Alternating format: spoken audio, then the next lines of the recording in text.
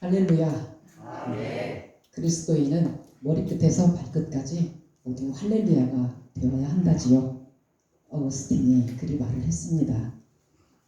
사람이 사는 목적이 무엇일까요? 사람이 제일 가는 목적이 무엇일까요? 소요리 문답서에는 이렇게 답변합니다. 하나님을 영화롭게 하고 그분을 영원토록 즐거워하는 것이라고 말씀합니다. 하나님께서는 저와 여러분을 왜 지었을까요? 저를 지으신 저와 여러분을 지으신 이유가 무엇일까요? 성경은 우리를 지으신 목적을 분명히 기록하고 있습니다. 이사야 43장 21절에 이 백성은 나를 위하여 내가 지었나니 나를 찬송하게 하려 함이라. 아멘. 우리가 이 세상에 존재하는 이유 가운데 하나는 하나님을 찬양하기 위함입니다. 하나님께 최고의 영광을 돌렸던 찬양 선교사 다윗은 역대상 23절에 보시면 악기로 찬양하는 자를 4,000명을 세웠습니다. 그리고 노래하는 찬양들을 288명을 세워서 하나님께 영광을 돌렸습니다. 또한 이 시편의 절반도 다윗이 지었지요. 이 시편은 3,000년 전에 지은 시입니다. 여러분은 3,000년 전의 시를 읽고 있는 것입니다. 3,000년 전에 다윗이 썼던 시를 읽고 있는 것입니다. 80년 전에 윤동주 씨의 서시를 읽는다든지 100년 전에 우리가 고전시를 읽는다든지 우리가 그렇게 읽을 수는 있으나 우리는 지금 3,000년 전의 시를 읽고 있는 것입니다. 시편의 구조를 보면은 5권으로 되어 있습니다. 왜 5권으로 했을까요? 6권이 아니고 7권이 아니고 왜 5권으로 했을까요? 그것은 모세 오경에 맞춰서 5권으로 묶어 놓았다고 보통 이야기를 합니다. 그래서 학자들이 말하기를 시편은 모세 오경의 메아리다라고 이야기를 합니다. 왜냐하면 창세기 1장과 시편 1편에 서로 연결이 되어 있는데요. 복 있는 사람은 하고 연결이 되는데 창세기 1장 28절에 남자와 여자를 창조하시고 그들에게 복을 주시며 또 시편 1편에 보시면 복 있는 사람은 이렇게 하나님께 복을 받은 사람, 복 있는 사람과 연결이 되는데요. 그래서 시편 5권이 모세 오경과 연결이 된다는 것입니다. 그래서 창세기의 창조는 인간에 대한 이야기인데요. 시편 1권도 놀랍게 인간에 대한 이야기입니다. 출애굽기는 구원에 대한 이야기죠. 근데 시편 2권도 구원에 대한 이야기입니다. 레위기는 거룩에 대한 이야기죠. 근데 시편 3권도 거룩에 대한 이야기입니다. 민수기는 광야에 대한 이야기인데요. 시편 4권도 인간의 희노애락에 대한 이야기입니다. 신명기도 애굽의 억압에서 구원하여 주셨고 또 광야에서 지켜주신 하나님, 또 이제 약속의 땅에 가나안에 들어가며 감사와 찬양을 돌립니다. 근데 시편 5권도 그의 능하신 일, 우리를 구원하신 일을 찬양으로 하나님께 영광 돌립니다. 그래서 모세 오경은 하나님은 우리에게 주신 말씀인데요. 그 말씀이 우리의 삶에 부딪히고 또 우리의 감정에 부딪혀서 나오는 그 메아리가 시편입니다. 시편 1편에 그래서 시편 1편에 보시면 복 있는 사람은 여호와의 율법을 즐거워하여 그 율법을 주야로 묵상하는 자로다 라고 얘기합니다. 여호와의 율법, 모세 오경이죠. 그 율법을 주야로 묵상하는 자로다 라고 얘기합니다. 그렇다면 잠도 자지 않고 주야로 하나님의 말씀을 묵상하고 묵상한다는 말을 하갈 읊조리다는 얘기인데요. 밤새 자지 않고 그렇게 봐야 할까요? 생각하고 하나님의 말씀을 이야기할까요? 그런 뜻이 아닙니다. 인생을 살다 보면 인생의 낮에도 인생의 밤에도 인생의 겨울에도 인생의 봄에도 여러분은 하나님을 생각하는가? 하나님을 묵상하는가? 라는 의미입니다. 이렇듯 말씀이 우리의 삶에 녹아져 나오는 메아리가 시편이라는 것입니다. 그래서 시편을 모세오경의 메아리다라고 이야기를 합니다.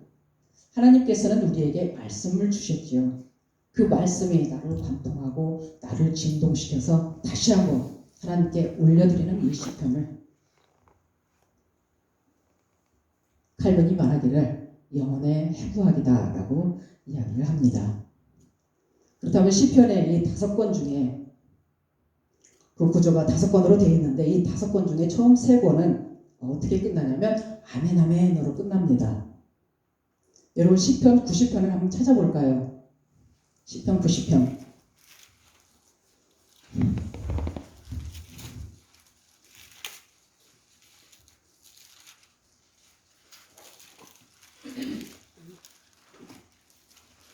시편 90편에 옆에 보시면 89편에 보시면 끝날 때 어떻게 끝납니까? 아멘 아멘으로 마치지요. 이렇게 시편 1권, 2권, 3권은 아멘 아멘으로 마칩니다. 왜냐하면 고난의 과정입니다. 눈물의 간구입니다. 눈물로 기도하는 기도요 간구인 것입니다. 그런데 갈수록 감사로 바뀌고 할렐루야로 바뀝니다. 그래서 시편 제4권은 아멘 할렐루야로 끝납니다. 그리고 마지막 시편 제5권은 할렐루야로 끝나는데 특별히 시편 146편에서 150편까지를 우리는 할렐루야 시편이라고 이야기합니다. 왜냐하면 이 시편 146편에서 150편은 할렐루야로 시작해서 할렐루야로 끝납니다. 그래서 할렐루야 시편이라고 얘기하는데 오늘 시편 150편도 할렐루야로 시작해서 할렐루야로 마칩니다. 그래서 할렐루야 시편이라고 이야기를 합니다. 성경은 이 찬양이 얼마나 중요했던지 그 횟수까지도 정해주고 있습니다. 시편 119편에 164절에 보시면 하루 7번씩 찬양하라. 7은 완전수죠. 하루 온전히 찬양하라는 것입니다. 시편 35편에 보시면 해 뜨는 데서부터 해 지는 데까지 찬양하라. 하루 종일 찬양하라는 것입니다. 또 104편에 보시면 33절에 보시면 평생토록 찬양하라. 살아있는 동안 찬양하라는 것입니다. 또 41편에 보시면 영원부터 영원까지 찬양하라. 영원히 천국에서도 찬양하라는 것입니다. 이렇게 찬양을 하라고 하시는데 그렇다면 우리가 왜 이렇게 찬양을 해야 할까요? 오늘 보면 시편 150편은 그 이유를 말해주고 있습니다.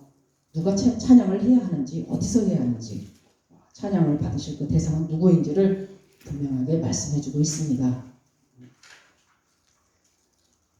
오늘 시편 150편은 할렐루야 시편이라고 말씀드렸습니다. 할렐루야로 시작한다고 말씀드렸습니다. 그렇다면 할렐루야가 무슨 뜻일까요? 먼저 할렐은 찬양하라 라는 뜻입니다. 누는 너희는. 근데 이게 명령어입니다. 큰 소리로 찬양하라는 명령어입니다. 그리고 야는 야훼 하나님의 준말로서 그러므로 할렐루야는 아주 큰 소리로 여호와를 찬양하라고 명령하는 소리입니다. 소리 높여 찬양하라는 것입니다. 그러니까 우리가 보통 인사할 때 할렐루야 하고 인사하죠. 그 뜻은 무엇이냐면 큰 소리로 하나님을 찬양하자 그 뜻입니다. 시편에는 이렇듯 할렐루야라는 단어를 비롯해서 찬양하다, 찬송하다, 송축하다 이와 비슷한 의미의 그 단어들이 많이 사용되었습니다. 말하자면 시편의 주제는 하나님에 대한 찬양입니다. 그러나 시편의 초반부에는 그 사정이 다르죠. 여기에서는 하나님을 찬양하기보다는 하나님에게 하소연하는 경우가 더 많습니다.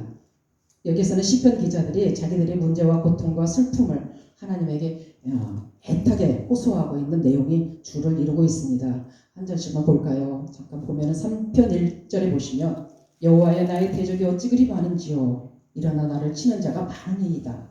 4편 1절에 보시면 내 의의 하나님이여 내가 부를 때에 응답하소서 곤란 중에 나를 너그럽게 하셨사오니 내게 은혜를 베푸사 나의 기도를 들으소서. 5편 1절에 보시면 여호와의 나의 말에 귀를 기울이사 나의 심정을 헤아려 주소서. 이와 같이 초반부에 그 시편에는 그 당면한 문제로 인해서 그 야기된 고통을 하나님께 호소하는 경우가 많습니다. 그러다 보니 아무래도 그 내용이나 어조가 좀 슬플 수밖에 없습니다. 그러나 시편은 뒤로 가면 갈수록 그 분위기가 점점 더 밝아집니다. 슬픔은 사라지고 기쁨이 점차로 찾아옵니다. 하소연하며 간구하는 내용이 감사하는 내용으로 서서히 바뀝니다. 그리고 감사를 넘어 찬양이 넘쳐나기 시작합니다. 그러다가 시편의 그 끝무렵에 가면 찬양의 절정을 이루게 되는데요. 오늘 이 시편 150편이 이 찬양의 절정을 이루고 있습니다. 시편 전체를 장식하는 찬양의 클라이막스입니다. 고난을 넘어 그 감사를 넘어 드리는 것이 찬양인 것입니다. 여러분의 삶에도 고난을 넘어 감사를 넘어 찬양의 삶으로 승화되는 축복이 있기를 주님의 이름으로 축원드립니다. 오늘 시편 150편 안에는 찬양하라는 단어가 13번 나옵니다. 시편을 비유적으로 말씀드리면 이스라엘 백성들이 축복의 땅인 가나안을 향해서 나아갑니다. 광야에서 지나는 동안에 많은 고통이 있었으나 하나님의 돌보심에 따라 그들은 광야를 통과하고 드디어 가나안에 도착했습니다. 이제 이스라엘 백성들은 지나간 날들을 되돌아봅니다. 그들은 자기들이 여기까지 올 수 있었던 것은 전적으로 하나님의 은혜였음을 깊이 깨달았습니다. 그래서 그들은 큰 기쁨과 감사 속에 전심을 다해서 하나님을 찬양합니다. 이것이 바로 시편 전체의 줄거리이며 또한 그 가운데 시편 150편이 차지하는 위치입니다. 이와 같이 시편 150편은 하나님의 은혜로 인한 기쁨과 감사가 넘치는 노래입니다. 또한 그로 인해 힘을 다해서 하나님을 찬양하는 노래가 바로 시편 150편입니다.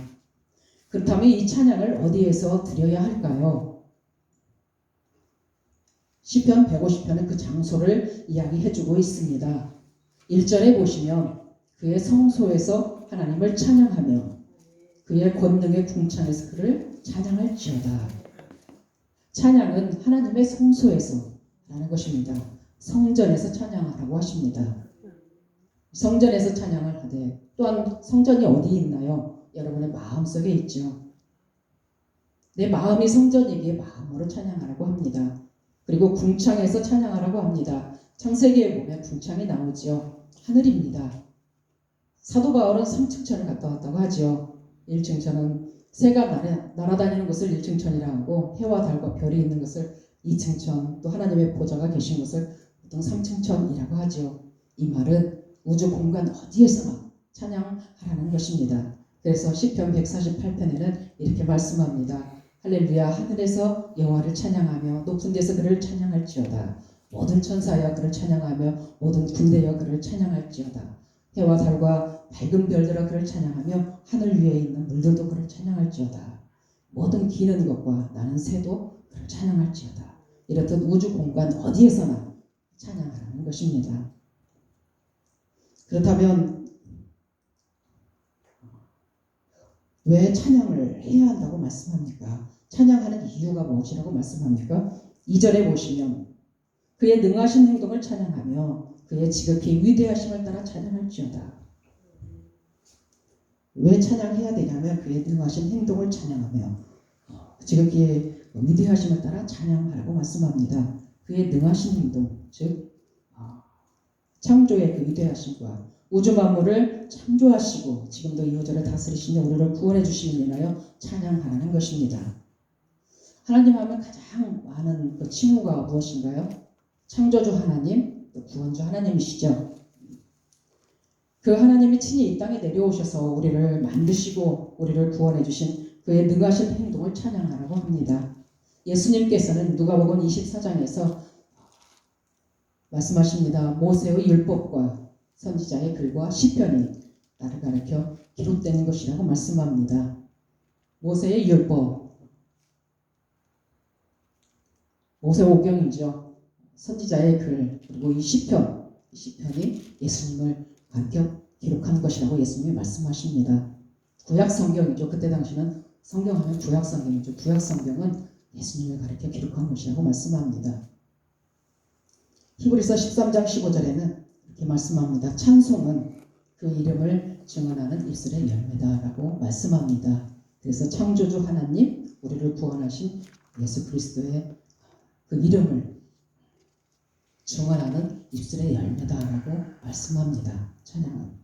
그렇다면 우리가 무엇으로 찬양을 하라고 말씀합니까? 3절에서 5절에 보시면 하나님께서는 하나님께 찬양 드릴 때 모든 악기를 다 동원해서 찬양하라고 하십니다. 3절에서 5절 보시면 나팔 소리로 찬양하며 비파와 수금으로 찬양할지어다. 소고치며 춤추어 찬양하며 현악과 퉁소로 찬양할지어다. 큰 소리 나는 재금으로 찬양하며 높은 소리 나는 재금으로 찬양할지어다. 나팔과 비파와 수금, 즉 현악기와 관악기와 타악기, 이 모든 악기를 다 동원해서 하나님을 찬양하라고 합니다. 여러분, 오케스트라가 연상되지 않습니까? 이 시편 150편은 오케스트라의 연주하는 모습입니다. 이 오케스트라 안에도 현악기, 관악기, 타악기는 가장 기본으로 들어가는 악기들입니다.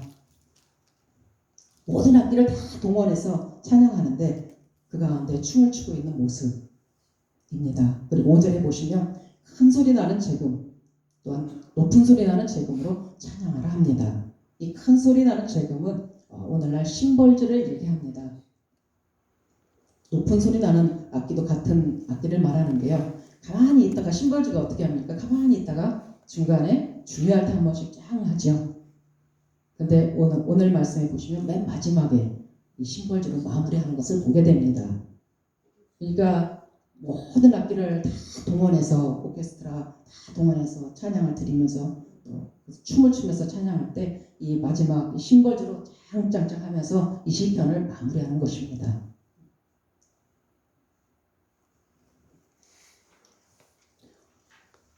상상해 보십시오. 얼마나 웅장한가. 그래서 이 시편 150편을 통해 만든 찬양이 굉장히 많습니다. 가장 대표적인 것이 할렐루야 하면 가장 먼저 떠오르는 찬양이 있죠. 핸델의 메시아 중에서 할렐루야. 얼마나 웅장합니까? 시편의 이 클라이막스이 시편 150편을 그대로 표현한 것 같습니다. 예수님께서는 인간이 부르는 슬픔과 비극의 노래를 끝내시려고 참 행복의 길 되신 예수님께서 이 땅에 오신 것이죠. 그 예수님을 이제 누가 찬양해야 한다고 말씀합니까? 6절에 보시면 누가 찬양해야 한다고 말씀합니까? 6절에 보시면 호흡이 있는 자마다 여호와를 찬양하라고 하십니다. 호흡이 있다는 것은 살아있다는 것이죠. 살아있는 모든 것들은 다 찬양하라고 하십니다. 그러면서 하나님께서는 148편에서 누가 찬양을 해야 하는지 다 불러내십니다. 하나님께서 창조한 모든 것들을 다 불러내시는데요. 148편에 보시면 그의 모든 천사에 찬양하며 그의 모든 군대여 그를 찬양할지어다. 하늘의 하늘도 찬양하며 하늘 위에 있는 물들도 찬양할지어다. 해와 달과 별과 용과 바다. 땅에서는 하늘에서 찬양하며 땅에서는 용과 바다, 우박과 눈과 안개, 산과 과수, 짐승과 모든 가축, 세상의 왕들과 백성들, 청년들과 노인과 아이들아 다 찬양할지어다 라고 합니다. 여호와의 이름을 찬양하면 그가 명령하심으로 지음을 받았기 때문이라고 말씀합니다. 그래서 우리가 찬양해야 한다는 것입니다. 지음을 받았기 때문에.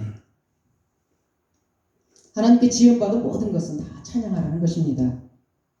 그렇다면 누구를 찬양하라고 하십니까? 그 찬양의 대상은 누구입니까? 시편의 마지막 끝절에 6절에 보시면 여호와를 찬양하라 하십니다. 여호와를 찬양하라. 하나님께서는 오늘 우리가 호흡이 있다면, 살아있다면 하나님께 감사하며 찬양하라고 명령하십니다.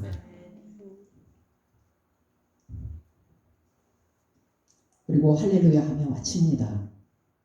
시편 1편에 복 있는 사람은 어떤 사람인가? 라고 묻는 질문에 이 시편의 마지막은 이렇게 답변합니다.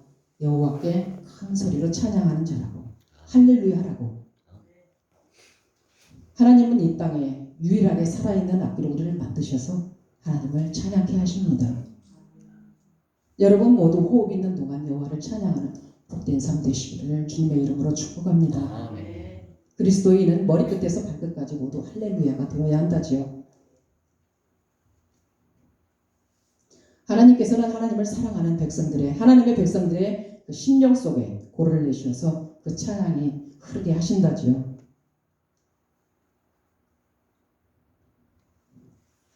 여러분이 어느 곳에서 찬양을 하든 그 찬양이 흘러 온 땅을 덮어 온 세상의 악함을 다 제하고 온 땅이 영원토록 여호와의 이름만을 찬양하는 복된 땅이 될 줄로 믿습니다. 아멘. 찬양을 통하여 바울과 실라가 묶였던 감옥의 문이 열렸듯이 찬양을 통하여 여러분이 묶고 있는 묶음의 매듭이 풀리는 역사가 있기를 주님의 이름으로 축복합니다. 아멘.